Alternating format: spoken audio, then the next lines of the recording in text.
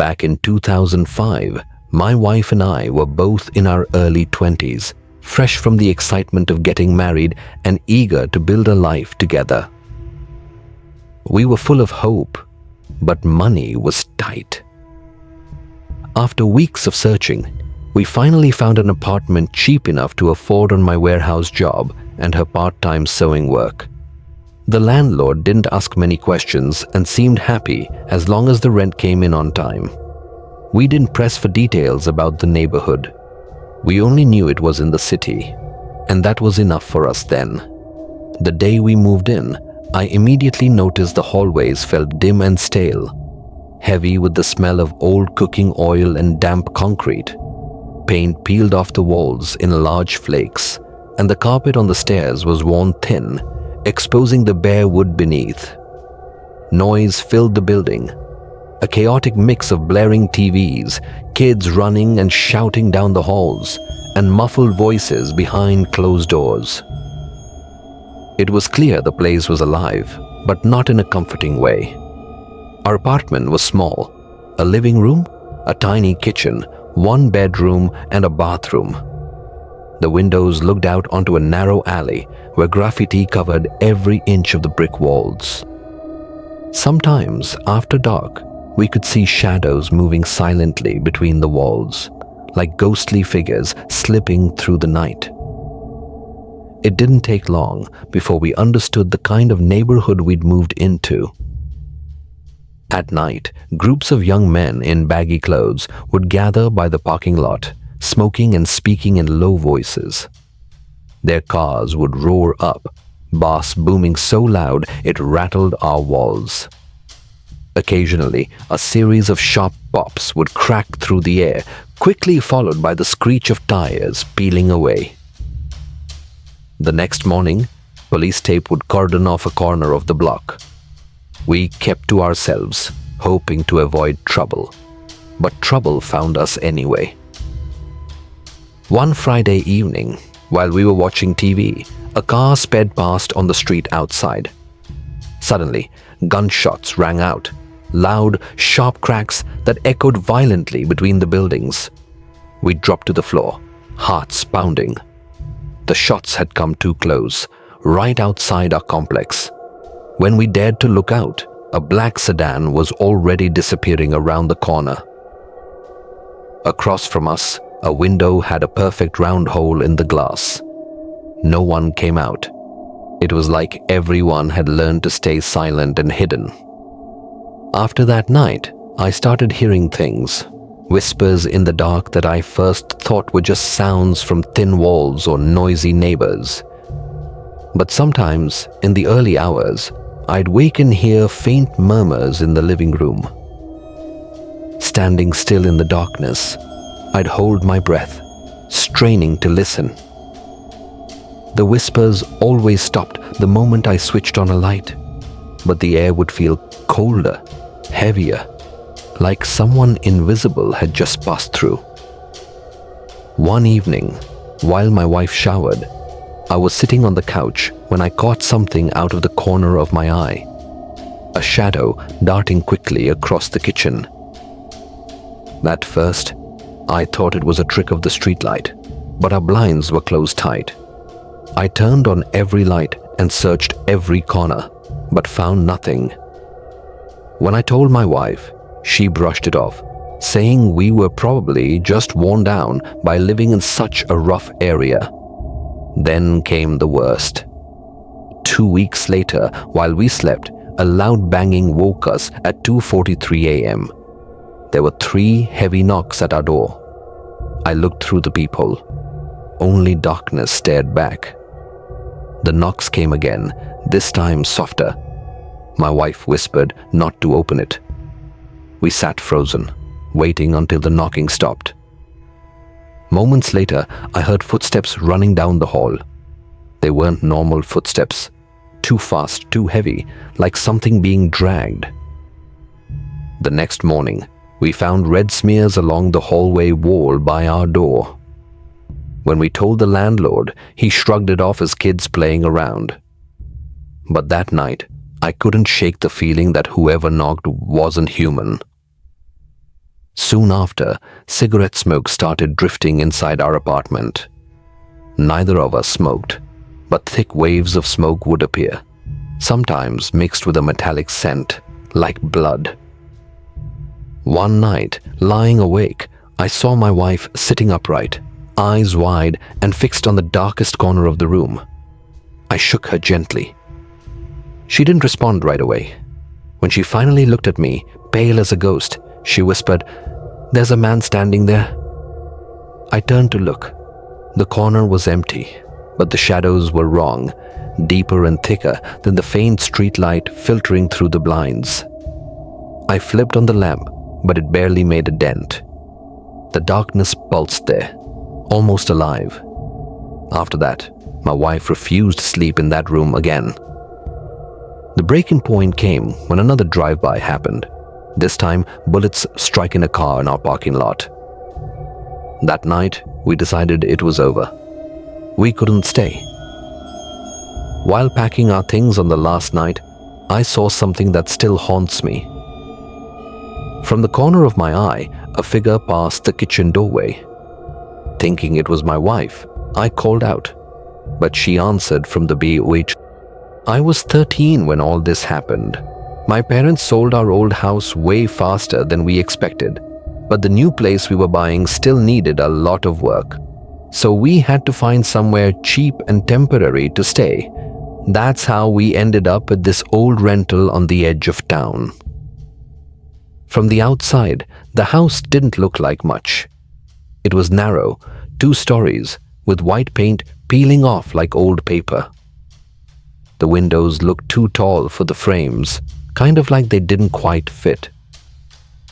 There was something about the front porch that just felt off. Maybe it was how the wood dipped in the middle, or how the shadows underneath never seemed to lighten, even when the sun was high in the sky. We pulled up in the U-Haul that first afternoon and noticed the "for rent" sign wasn't stuck in the yard like you'd expect. It was just leaning against the porch rail. My dad joked maybe even the landlord didn't want that sign sticking around too long. Inside, the house had this weird smell, not really bad, just stale, like the place hadn't been aired out in ages. The living room was narrow, leading into a tiny dining area and a cramped kitchen. But the staircase, that was the weirdest part.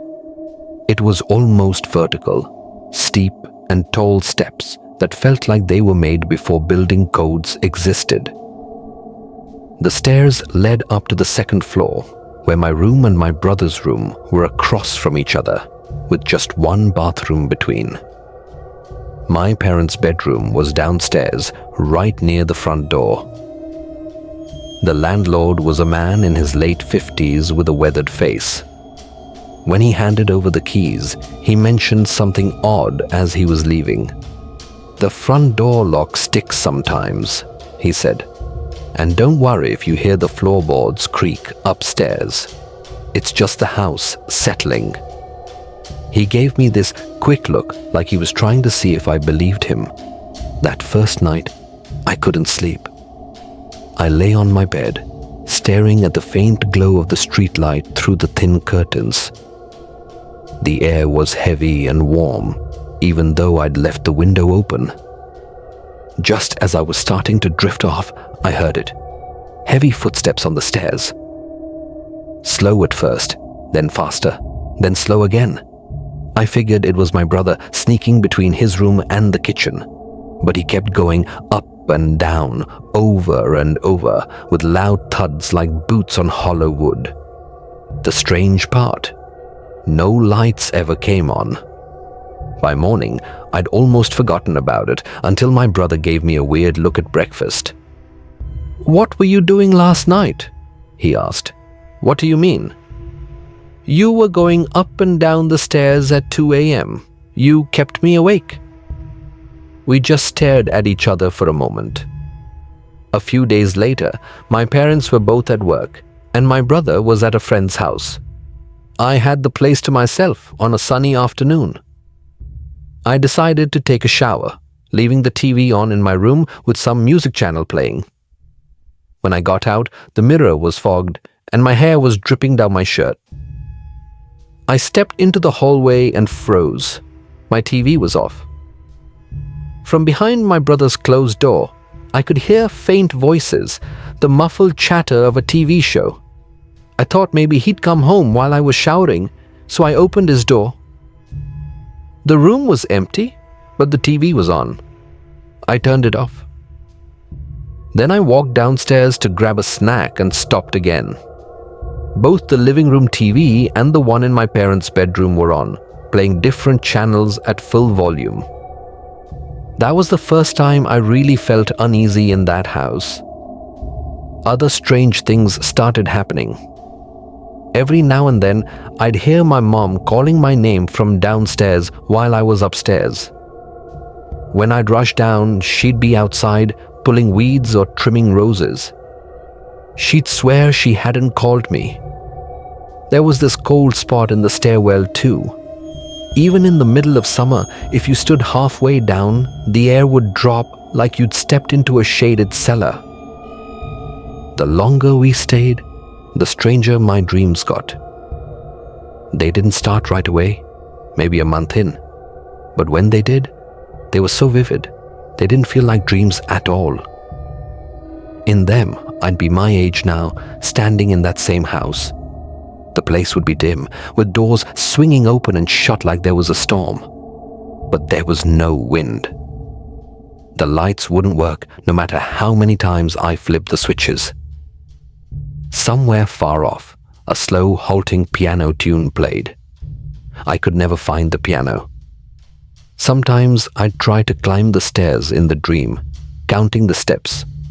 12, 14, 15.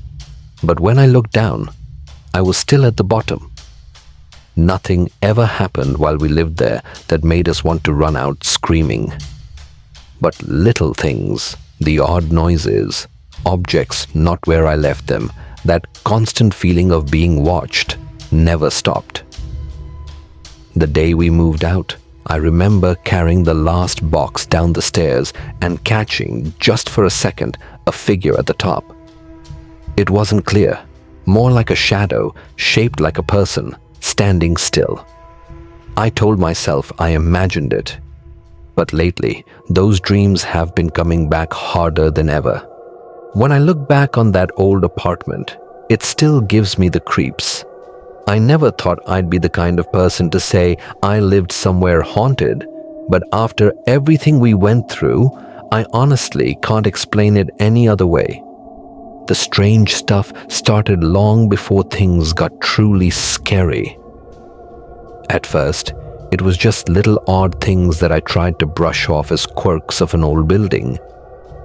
The place was built way back in the early 1930s, tucked away on a quiet side street in a neighborhood that somehow felt both tired and strangely alive.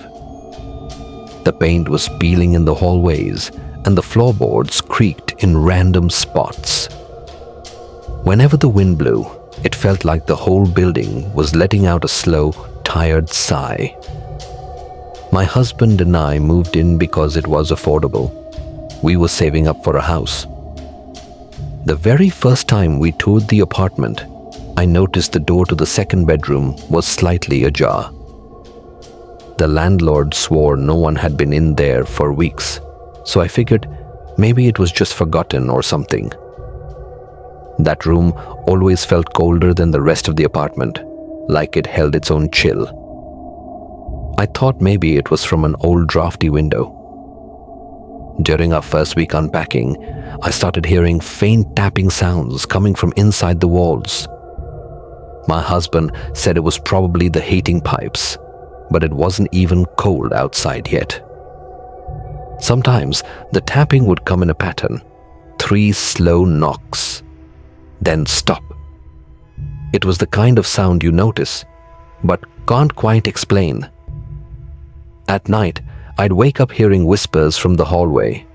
Not clear words, just soft murmurs you couldn't really make out. But they didn't feel like my imagination. I never saw anyone there when I checked. and eventually, I stopped checking. The unease crept up slowly. One evening, my husband was working late, and I was alone. Passing the second bedroom, I called his name out of habit. That's when the door creaked open, just enough for me to see the empty room inside. I froze. I told myself maybe a draft pushed it open, but I knew the door had been shut tight. Later that night, I asked my husband if he'd opened it earlier that day. He swore he hadn't even been near it.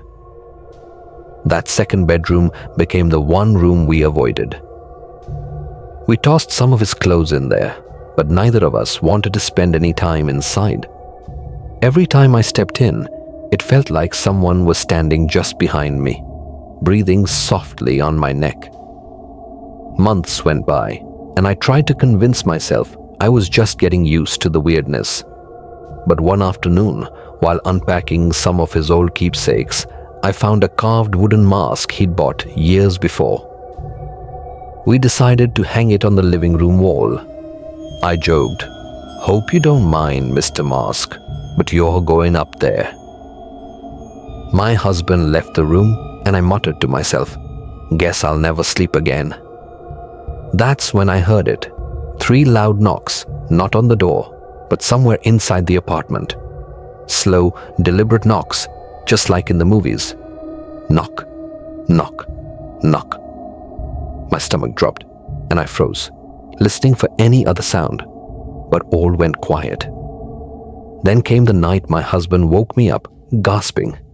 His eyes were wide, darting toward the corner of the bedroom. "Don't move," he whispered. I looked and saw only shadows, at first, but slowly a shape started to form. He described it as a tall, thin man wearing a wide, burnt hat. His eyes glowed red like embers, fixed directly on us. I could feel something heavy in the room, like the ground beneath us wasn't quite right. My husband shut his eyes and muttered, "It's just a dream." But his trembling voice told me he didn't believe it either. The next day, he came home with sage and insisted on smudging the whole apartment. After that night, things only got worse. I started waking up in the early mornings with my feet sticking out from under the blanket. One morning, I thought, better pull it in so nothing touches my feet. The instant I thought that, I felt a sharp poke on the arch of my foot. I shot awake.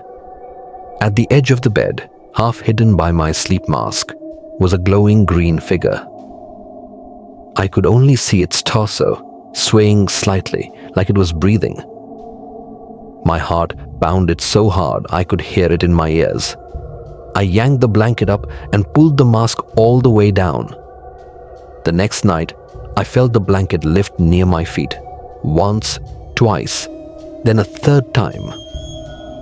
I stayed perfectly still, pretending to sleep until it stopped. Another time, I was chopping vegetables in the kitchen when one of our knives suddenly shot out of the block and clattered onto the floor. The knife block held them at a downward angle, so it would have taken effort to pull one out. My hands shook so badly, I almost dropped the knife I was holding. And then there was the bathroom incident. By then, I was pregnant and needed to pee constantly. One afternoon, I passed the bathroom with the snack in hand, set it on the tub's edge, and sat down.